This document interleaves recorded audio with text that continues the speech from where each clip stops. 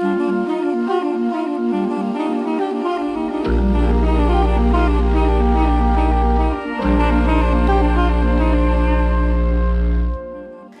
roman s'ouvre sur une scène de crime. La femme est retrouvée ligotée, son mari baigne dans une mare de sang et la maison est sans dessus dessous. Tout prête à croire que c'est un cambriolage qui aurait mal tourné. Et pourtant, les enquêteurs qui sont dépêchés sur les lieux s'aperçoivent vite que la jeune veuve, celle qui a été ligotée, est leur suspect numéro 1. Elle est un petit peu trop belle et très manipulatrice pour être honnête.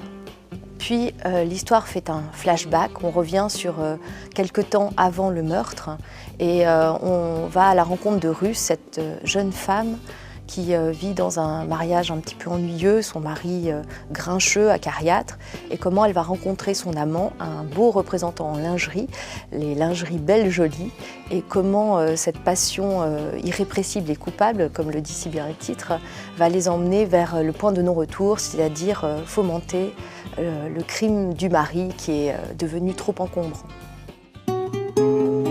Judd Gray baissa les yeux et découvrit une superbe Scandinave de 30 ans qui le dévisageait sans détour de ses yeux bleus électrisants, brillant d'un tel éclat qu'elle semblait illuminée de l'intérieur.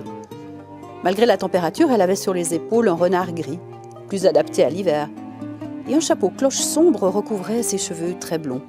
Elle était moulée dans une étoffe bleu marine vaporeuse qui trahissait son opulente poitrine passée de style en ces premiers jours de la mode garçonne. Judd, qui avait bon nez pour les parfums, nota qu'elle avait opté ce jour-là pour du Shalimar aux effluves de lilas. « Je ne voudrais pas être important », avança Judd.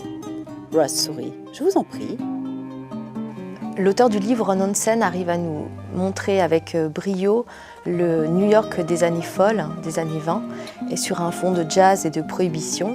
Et il s'est d'ailleurs basé sur un fait divers authentique qui s'est déroulé en 1927 et qui avait scandalisé l'Amérique puritaine de l'époque. Et il nous livre ici un roman vraiment envoûtant sur un air de jazz.